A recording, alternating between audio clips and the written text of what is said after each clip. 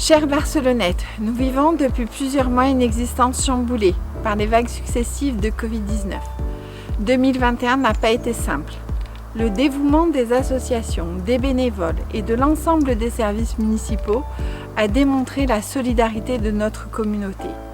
À Barcelonnette, nous avons fait le maximum pour vous faciliter la vie et continuer à faire avancer les projets essentiels pour la vie de notre collectivité.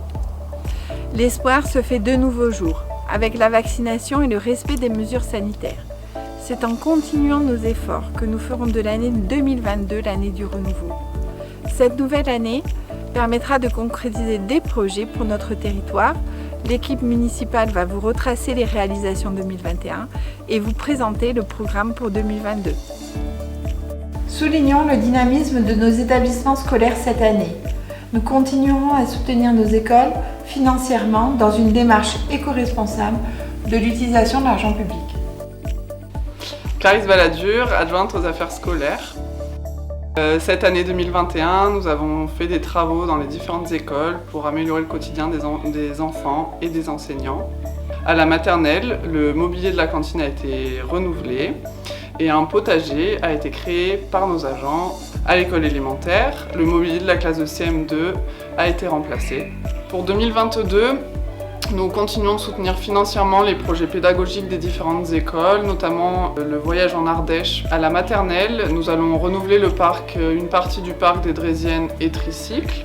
Les travaux de rénovation continueront. À l'école élémentaire, du matériel informatique neuf sera livré aux enseignants et les toilettes des garçons seront également rénovées. La santé de nos enfants est primordiale et en tant qu'élu, c'est un sujet qui me tient à cœur. C'est pourquoi cette année, nous avons continué ce qui avait déjà été commencé par le passé, c'est-à-dire le bien manger à l'école. Une commission se réunit régulièrement. Auparavant, la Sousta effectuait les plateaux repas. Nous avons opéré un changement de prestataire et c'est à présent le centre Jean Chex qui s'occupe de nourrir nos enfants. Nous avons investi dans des caissons en liaison chaude. Le Centre communal d'action sociale a été fortement sollicité durant cette crise. L'humain doit rester au centre de nos préoccupations. Rolande Jacques, adjointe aux affaires sociales à la mairie. Alors, au cours de l'année 2021, il y a eu différents petits événements, notamment l'inauguration du jeu de boules au niveau de la Sousta. Il y a eu des rencontres d'organiser au niveau des artistes qui étaient en résidence d'artistes à la médiathèque au profit des seniors. Une belle opération a été organisée pour les enfants des familles en difficulté à la fin 2020, donc pour le Noël 2020. Et cette opération est reconduite cette année pour 2021, donc avec une préparation et une distribution de cadeaux pour les enfants des familles les plus en difficulté.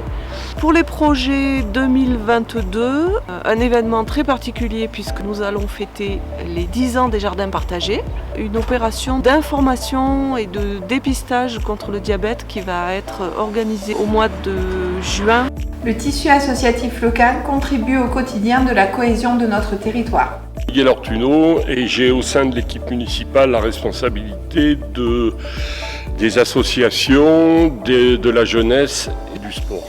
On s'est heurté au confinement et le gros problème qu'on a rencontré, ça a été de rester en contact avec toutes les associations et de communiquer un maximum de façon à pouvoir leur donner le maximum de renseignements. Il a fallu mettre en place tous les protocoles que nous recevions par des décrets, mettre en place l'organisation de ces protocoles, puisque aucune association n'avait le même protocole. Et je remercie à ce titre les services administratifs de la mairie. Malgré tout, le forum des associations a bien eu lieu, même si c'était dans des conditions un peu plus compliquées que d'habitude. Le trophée des sports n'a pas pu avoir lieu, mais bon, on a espoir de poser en 2022. À souligner aussi que la municipalité a maintenu les subventions à toutes les associations. Il y a quand même pas mal d'associations qui ont des salariés et à ce titre, nous devions de les aider. Au niveau des projets pour 2022, un gros dossier est sorti, notamment sur la réfection de la salle multisport qui y a maintenant 33 ans et qui mérite un bon coup de rajeunissement. Il y a aussi des projets qui sont sur les tennis, notamment l'éclairage qui sera remplacé par du LED, notamment l'éclairage du stade qui sera aussi remplacé par du LED puisque cette subvention est essentiellement attribuée pour des économies d'énergie. Le Conseil municipal des jeunes constitue un mode nouveau de dialogue entre les jeunes et le Conseil municipal. Nos jeunes barcelonnettes ne manquent pas d'idées ni d'envie de s'investir. Pierre-Philippe Jouary, conseiller municipal délégué au Conseil municipal des jeunes. Alors, 2021 a été marqué par la constitution, la création du Conseil municipal des jeunes. On est allé à la rencontre des jeunes, des classes de CM1, CM2 de l'école Saint-Joseph et de l'école de Barcelonnette, puis aussi des classes de 6e et 5e de la cité scolaire, pour tout d'abord leur présenter ce que c'était qu'un Conseil municipal des jeunes, puis après pour faire des élections. On a retenu 12 candidatures, 8 filles et 4 garçons, et de ceci, on a créé du coup une élection pour élire un petit maire et ses 2 adjoints. Le Conseil municipal des jeunes donc, a pour mission de répondre à des questions sur l'environnement, sur la mobilité douce, puis aussi sur des actions sociales avec la Sousta et l'hôpital de Barcelonnette. Et pour 2022, il va être question de se mobiliser sur l'utilisation du vélo sur la ville de Barcelonnette, de communiquer les bons gestes citoyens pour la propreté de la ville de Barcelonnette.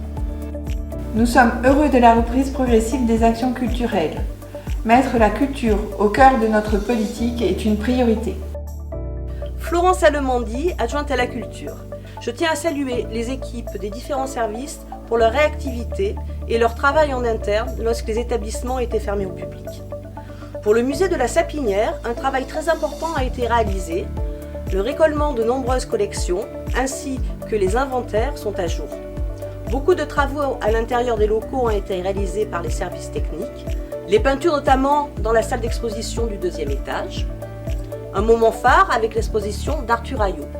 L'équipe du musée, sous la direction d'Hélène Homs, a su s'adapter au mieux à la configuration, pas toujours facile, face à la crise sanitaire, et a poursuivi l'enrichissement des collections grâce à la participation de nos fidèles partenaires et les généreux donateurs qui ont permis, entre autres, l'acquisition du portrait de Marie-Louise Signoret. Le chantier des façades est enfin terminé pour la médiathèque. Sous l'impulsion de Myriam Lèbre et son équipe, nous avons tout mis en œuvre pour permettre aux adhérents de garder un lien avec l'établissement lorsqu'il était fermé, avec un service drive pour le retrait des livres. Des conférences, des ateliers ont été organisés tout au long de l'année. Enfin, la résidence d'auteur de Romain Duterre a clôturé cette année avec des perspectives très prometteuses dans l'avenir qui devraient déboucher sur un très beau projet. Notre théâtre Le Socalo a pu réouvrir au mois de juin avec d'abord les spectacles de l'école artistique, des pièces de théâtre proposées par la DRAC, des concerts toujours en collaboration avec l'école artistique. La programmation 2022 est achevée. Vous aurez bien sûr très vite tous les détails. Nous sommes engagés dans l'amélioration du quotidien des Barcelonnettes au travers d'un aménagement de territoire cohérent et respectueux de l'environnement. Je suis Jo Garcin et je suis en charge des travaux. Les travaux exécutés en 2021, c'est façade du musée. Nous avons remis aux normes et rénové la morgue. Au niveau voirie, nous avons refait l'état de surface de la rue Golon.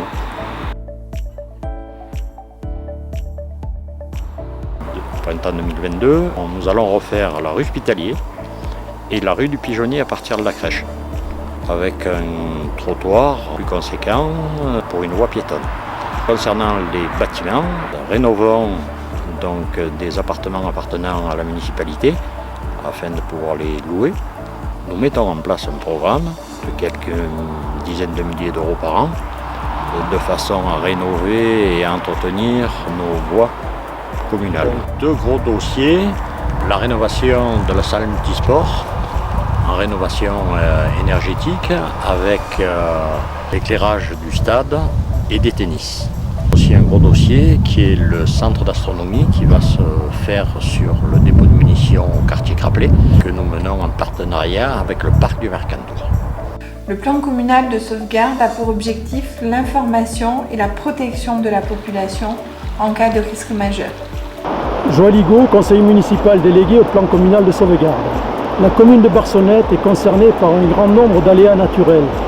Elle a donc élaboré un plan communal de sauvegarde afin de bâtir un dispositif opérationnel et de former les intervenants pour qu'ils puissent réagir de manière adaptée et rapide en cas d'événement. Mon objectif pour l'année 2022 est la mise à jour du plan communal de sauvegarde, ainsi qu'une large diffusion des moyens d'information en cas de sinistre, comme le document d'information communale des risques majeurs et le nouveau système d'alerte information automatisé par téléphone, fixe ou portable, qui vous informe en temps réel sur une situation de crise, son évolution et la conduite à tenir. Face aux effets du changement climatique qui accentue des risques déjà connus sur le territoire de notre commune, comme les crues torrentielles du mois de mai 2021 qui ont nécessité le déclenchement et la mise en œuvre du PCS, il est indispensable que chacun, à son niveau, sache prendre les mesures de protection individuelle et collective adaptées aux risques encourus. La sécurité est l'affaire de nous tous. L'urbanisme a un impact considérable sur notre vie au quotidien. Yvan Bouguillon, premier adjoint en charge de l'urbanisme et des finances. La ville, à la suite de la mise en place du PLU il y a bientôt 2 ans, a un certain nombre de projets de développement urbain. C'est ça que nous allons lancer 3 études. Une première étude qui va permettre d'essayer d'articuler l'ensemble des espaces urbains, en particulier du centre-ville et avec le quartier Craplé. Une étude de long terme qui permettra de réorganiser les grandes fonctions de la ville.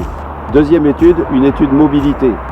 Mobilité en lien avec la communauté de communes de la vallée du Bail qui permettra de rejoindre les arrivées, les nouvelles sections de déplacements, ce qu'on appelle les déplacements doux, vélo, piétons, mais surtout vélo, les arrivées de ces déplacements jusque sur Barcelonnette et l'organisation à l'intérieur de la ville. Troisième élément, c'est ce terrain qui se trouve derrière moi et dont l'État nous demande de réaliser la valorisation. Dans le PLU est inscrit sur la partie nord une bande que nous appelons couramment un écoquartier. La ville qui possède la maîtrise urbaine va mettre en œuvre un quartier éco-responsable très représentant. Nous avons depuis le début du mandat travaillé afin d'assainir nos finances et diminuer notre endettement. Cela nous permet d'envisager un avenir plus serein au travers des projets que nous mettons en œuvre. Il y a une dizaine d'années, la ville de Barcelonnette était extrêmement endettée. Elle a eu jusqu'à presque 9 millions d'euros d'endettement et pendant des années, le but a été de diminuer l'endettement. Cette diminution de l'endettement s'est accompagnée d'une période pendant laquelle l'État a aussi diminué ses dotations aux communes et la baisse des dotations a entraîné le besoin mécanique de restreindre toutes les dépenses. Aujourd'hui, depuis les 880 000 euros que nous remboursions il y a 12 ans, aujourd'hui nous ne remboursons plus que 710 000 euros par an. Mais ces 710 000 euros par an, nous les remboursons jusqu'en 2026. Aujourd'hui, il faut imaginer des projets innovants, mais qui ne nécessitent pas beaucoup de recours à l'emprunt. Lorsque l'on a besoin d'emprunter, il faut que ça soit absolument nécessaire. Les restructurations globales des services, la diminution des dépenses, le fait de les regarder avec précision et qui a permis de diminuer quand même depuis 7-8 ans de presque 20% de toutes nos dépenses générales, nous permettent aujourd'hui de retrouver une marge de manœuvre.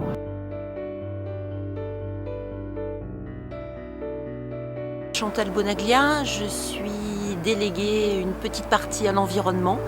Le projet donc, qui a été réalisé, c'est la boucle du Verger. C'est un sentier pédagogique qu'on a mis en place avec le parc national. Nous avons réaménagé un ancien bassin de rétention d'eau qu'on a aménagé en mare, donc ça sera une mare pédagogique.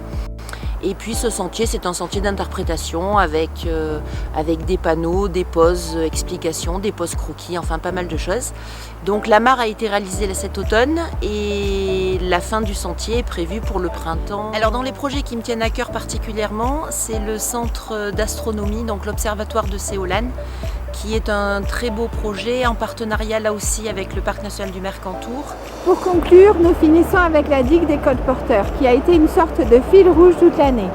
Il y a quelques semaines, cet ouvrage a été officiellement transféré au département qui en aura désormais la charge alors que la rue Manuel vient de rentrer dans le patrimoine communal pour clore un dossier qui traîne depuis presque 50 ans. Comme vous l'avez vu, le chemin est parfois long, mais il vaut le coup d'être parcouru et notre plus belle des récompenses est vos remerciements et vos encouragements. Je sais pouvoir compter sur l'équipe qui m'entoure, une équipe d'élus volontaires et expérimentés au service de l'intérêt général. Je sais aussi pouvoir compter sur les employés municipaux qui ont à cœur le sens du service public. Ils méritent la reconnaissance de tous. Je sais pouvoir compter sur le tissu associatif qui fait la force de notre cité. Je sais pouvoir compter sur vous tous pour faire de cette année une année pleine d'espoir et de vie retrouvée. Tous ensemble, nous réussirons car nous voulons tous le meilleur pour Barcelonnette. À tous les Barcelonnettes, je souhaite une belle et heureuse année 2022. Qu'elle vous apporte bonheur, santé et beaucoup de projets à réaliser avec vos proches et vos amis.